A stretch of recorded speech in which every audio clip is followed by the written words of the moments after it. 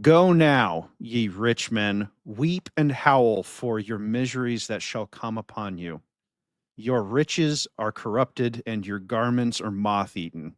Your gold and silver is cankered, and the rust of them shall be a witness against you, and shall eat your flesh as if it were fire. Ye have heaped treasure together for the last days. Behold the hire of the laborers who have reaped down your fields, which is of you kept back by fraud, crieth, and the cries of them which have reaped are entered unto the ears of the Lord of Sabbath. Ye have lived in the pleasure on earth and have been wanton. Ye have nourished your hearts as in a day of slaughter. Ye have condemned and killed the just, and he doth not resist you. Hey guys, how you doing? Hello? Bunch of kids. I, I thought I might open this one a little differently because it's been a rough week for me. I've been in the thick of this H1B debate on Twitter, and I have some things to say, but the this that James 5 verses came up, and I thought it might be a good intro.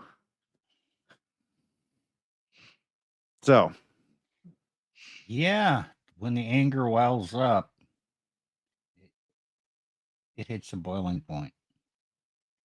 And then bad things happen. yeah, But it's not okay. We're not boiling yet. Just no, simmering. This is a simmer. well, But let's talk about it. yes, let's because it's actually interesting you brought that up, Steve, because my first observation, and I've mentioned that I worked for big tech before. I've been on both sides of the H1B system. Uh, and what was most surprising to me about this debate was the volcanic energy with which it exploded. People got mad. They got mad quickly, and it is still actually ongoing on Twitter 5 days later. So there's a huge amount of energy sitting right beneath the surface. Well, I think, do you want to tell our audience how it started? And first of all, we've all heard about Trump derangement syndrome. Okay, that's what the woke people called the Trump supporters. Mm-hmm. They were believed in this Trump Messiah. He's going to come in and change it. Well, is a grain of truth in there. But I'm predicting that we will move into the Trump delusionment phase. Disillusionment. Disillusionment. Yeah, that's the word. Probably pretty quickly, probably February, maybe March. It could be even sooner than that, but maybe we're just seeing early. It's probably a tell that this is going to happen because you just told me how this came about. So maybe you want to explain that to our listeners. Sure. So on December 25th, Christmas Day for all of you normies out there, a fellow named Sriram Krishnan posts on X about how the United States, in order to stay technologically competitive, needs to uncap the H1B visa program and import as many of the world's top tier talent as it can get its hands on. Okay, by itself, the tweet didn't go very far. Then Mr. Elon Musk picks up the tweet and retweets it or quote tweets it, whatever that's called. And it goes viral, of course, because everything he posts goes viral. But it did not go viral in the way he expected. See, he expected that people would just kind of nod their heads in solemn agreement. Instead, it exploded with people who were basically like, what do you mean?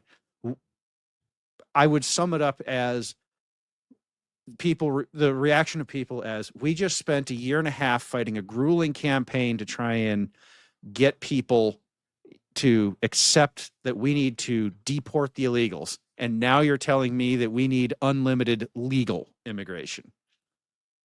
Well, a lot of the Trump supporters were of the STEM, well, let's just say the STEM guys, The tech bros, yeah. tech bros, were Trump supporters because he's going to make America great again. Right. Yes, I'm for that. That's my job. That's what I want to do. And that's how I earn my living. And you know what? Great. Now, all of a sudden, a couple of guys affiliated with Trump say, no, we're going to hire great, the elite, smart guys from the other side of the world to come in here. And some of these guys just got laid off. I mean, there's always some laid off. And you're going to replace me? I'm pissed. Why the hell did I vote for Mr. Trump if he's actually going to screw me over worse than Biden ever did? Well, it's pissed. interesting you mentioned that, because since January 1st of 2023, there have been 400,000 layoffs in the tech world. Now, that's not just engineers. There's a lot of other things in there. There, entire DEI departments have been killed in that in those layoffs too. However, there is actually, let's see if I can find it. Oh yeah, here, we'll throw this up on the screen. Guys, I have tons of tweets from this, so we're gonna roll for a bit. H1B visa stat. The top 30 H1B visa employers laid off 84,556 people. At the same time, they sought 34,414 new H1B foreign workers. And that does include Tesla. One of the things that happened is the internet autists got together, and all H1B data is public, not the names of the people, the actual people, but all of what's been issued, what was applied. It's all public. And so they went, wait a minute, Tesla is built, there's about 1,500 of H1B employees at Tesla right now. So, but I mean, if you want this is hard data. This is confirmed data. Okay. But how many of these are hot chicks?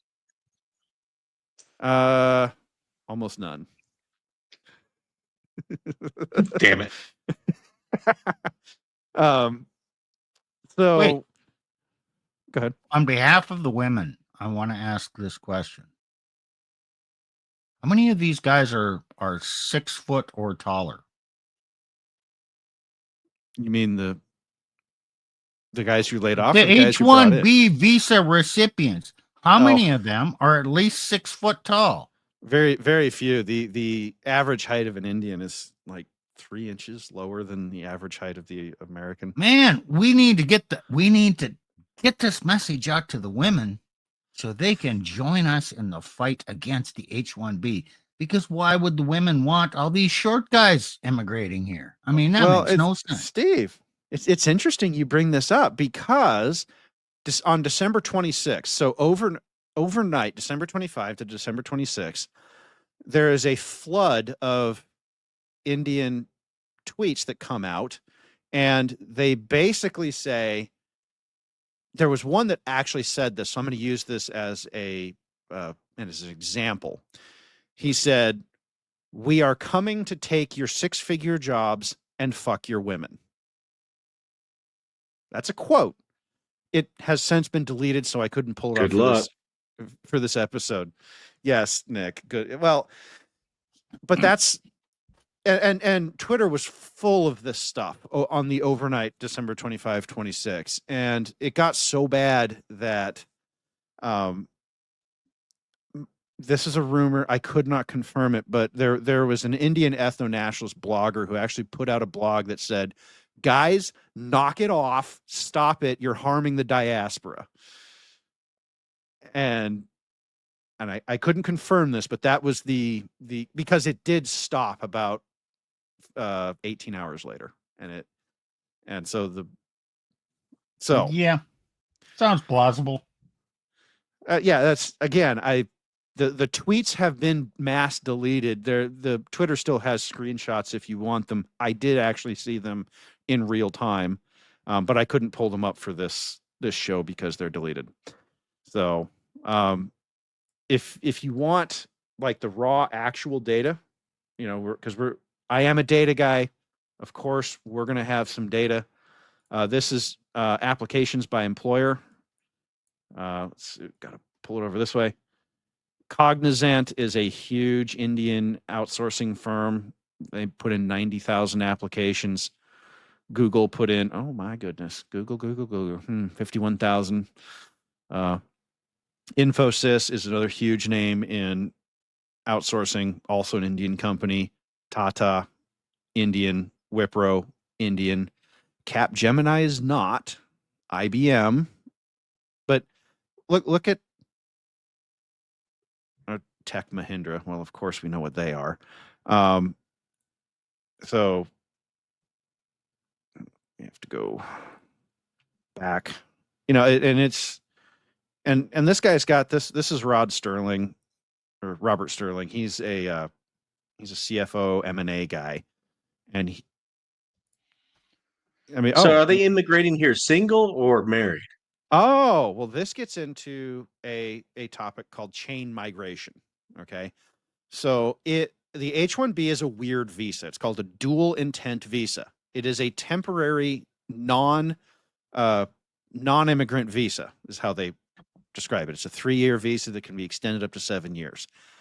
However, it's what's classified as dual intent, which means yes, legally you're a temporary non-immigrant.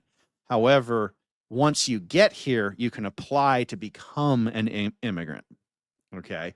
So they can get a visa. Now, because we use something called family-based immigration, you can then apply to bring your family, and that's called an H1B2.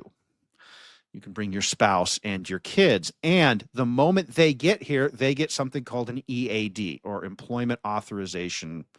I forget what the D stands for, but it's an employment authorization. As many of you know, Elena is an immigrant to the United States, which is why I know how this works. She got an EAD before she got her green card as well. That's just pretty normal for how the process works. So you can apply to bring in your immediate family. You can apply to bring in your brothers, mothers, sisters, daughters, grandparents, all of them. And So if the biryani isn't good enough, can't find a good woman to cook you good biryani in India, he can hopefully find one over here. Well, they are here. I wish them all the luck in the world. Yeah. The point is not to make this. They don't cook here. The point of this is there's a direction we're going with this, and the point is not to get lost in the weeds of all of there's a lot of rabbit holes you can go down. Look, Amazon, Microsoft, Google shows up again. There's a lot of data in this thread if you guys want to take a look. Anyway, but the point is that there was an outpouring, a volcanic eruption of anger because now I'm a tech guy. This has been my entire career. H1Bs got popular back in the mid 2000s. They were created in 1990. We will actually get into a little bit of the history of how they got created, and Steve's going to have some fun with this based on our conversation from before the show. So for me, I guess I didn't, and this is where I have to admit to being a little unaware, is because I grew up in tech around this. I didn't realize how much people didn't know about it. And what happened is on Christmas Day, the entire MAGA particular coalition got an education. And I think one of the things that I saw was actually a bunch of moms coming on and saying, wait a minute, you're telling me that I'm spending all of this time and money to get my kids ready for an engineering degree that's supposed to be a good job that pays a lot of money so that they can have a better life than me, and you're just going to hand it over to a foreigner? Wait, and they're going, wait a minute. So what I saw was MAGA they mentally broke. Like, you fight that year and a half grueling campaign against illegal immigration to find out that the people you voted in just want to do the same thing, but with proper paperwork attached. I think I can understand where they're coming from. I think I can understand why they might be a little torqued off. So, and here's another example. This guy fires this is the guy who fired 900 staffers over Zoom. This made the news. He was roundly, mocked and derided for doing this. And then we find out later that he hired 1,000 out of India. Now, they're not actually coming here. That's a whole nother thing that people haven't even discovered yet, and I'm waiting for them to discover the L1 visa. That's going to be a fun conversation because that visa is unlimited. The L1 is basically if you're a multinational corporation, you have an office in a foreign country, you can apply for an L1 as it's called the intra-company transfer visa. So you can apply for an L1 and they can come work here. And it's an unlimited visa program. So, we're not done having this visa fight yet. H1B is just the tip of the iceberg. So, well, that L1, that's the upper tier. H1B is the lower tier. No, you're thinking of the O1. Guys, there's a visa for that intercompany transfer. You're already in the system. Correct. You're a known quantity.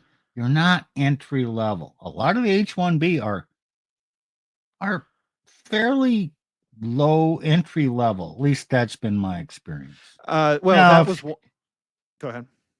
It's probably evolved from there. No, if someone has 5 years experience in India and you bring them over here, yeah, okay, not quite entry level, but still kind of entry level because you're going to hire them. You're going to hire an experienced person at a lower level job, but they may get promoted pretty quick. So one of the things that our beloved internet autists did, and I don't know if it's in this thread or not, is they actually went through the H1B data and looked at the different jobs that are being brought over. They include line cooks, gas station attendants, let's see, ballet dancers, let's see what else. Hotel front, so front office, so your front desk staff at the hotel. That was another popular one, and it was interesting. Somebody actually brought up Trump's. I go to a lot of hotels, guys. Man, I can tell you, it's true, isn't it? It's true, man. Right, and so Trump wasn't lying when he says, "Oh yeah, I love the H1B program. I use it all the time." And somebody went and found all the different Trump H1Bs. And the thing about these jobs is we're talking about, some of them go as low as $25,000 a year. A lot of $40,000 a year jobs. A lot of entry level like graphics designers and just these are jobs that any American could take. And this whole bullshit about, well, but the Americans just don't want them. Do you know how many kids I know want to be graphic designers when they grow up? It's art for money, right? Bullshit. Yeah, but we got a bunch of special snowflakes too. We do. True. I have a theory on that. But I want to get into it right now. We'll just keep going on this. Yeah, thread we'll, for a we'll just while. we'll just keep going. So this is a long post. I am not going to read it. This is a post by a fellow named Theo Wald. And Theo Wald was the former deputy assistant to President Trump in his prior administration. And he wrote all of the legislation for a new legal immigration framework. And he talks about all of the different things that go on with it, the carve out, special favors, he's talking. Oh, here he's talking about the difference between O1s and H1s, and this is a guy who literally wrote the book on what immigration should be. If you haven't read the post, go look him up. He's just Rio Theo Wald on X. And here he's talking about, it can't just be one industry. There it is. It's all of them. Even trucking, by the way, that's called an H2 visa, Steve, just for you there. We're importing truckers now. Hey, the entry level truck CDL drivers, mostly foreign. Yeah. So, but it turns out that, this is the part of the show that Steve is going to love because it tickles his way of thinking. This is an article written by Eric Weinstein on March 8 of 2027 or 2017. Guys, if I screw up today, my brain is fried. I have not gotten enough sleep for the past 5 days. 127, damn. 2017. And he actually goes into the history of how we got the H1B and specifically why we got the H1B. And this article, I can't read it all. It's a typical he's an academic, and so he wrote a long article that actually explains it all. But he was looking for. Don't we do that type of stuff here? We do that type of. We just talk about it. Yeah. I don't know that reading all of this is necessary either. But he actually was studying this in the late 90s. And he knew that it happened, but he didn't know how or why. And okay. Eric Weinstein, I believe he graduated from Harvard with a physics degree. And he's a name, he's a personality out there. Smart guy. I've listened to some of his interviews. But he's specifically concerned about upper level, really super smart scientists and what's happening to their employment opportunities and what's happening to our elite universities and the education of future generations. So that's why, I'll read it. During the late 1990s, I became convinced that in order to orchestrate lower wages for scientists, there would have to be a competent economic study done to guide the curious policy choices that have resulted in the flooded market for STEM PhDs. He's basically saying, somebody planned this. I can't believe that this just happens. So I'm going to look in and see where and how they guided and planned this. Okay, I'll read the next bit here.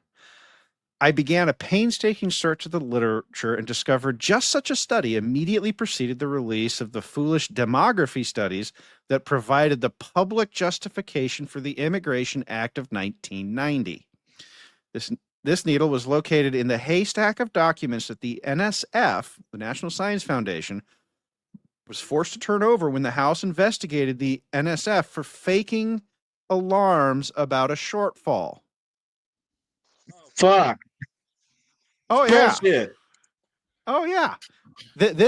This is we're talking about facts here. These are facts that are documented in the public congressional record. You can go look this stuff up, okay?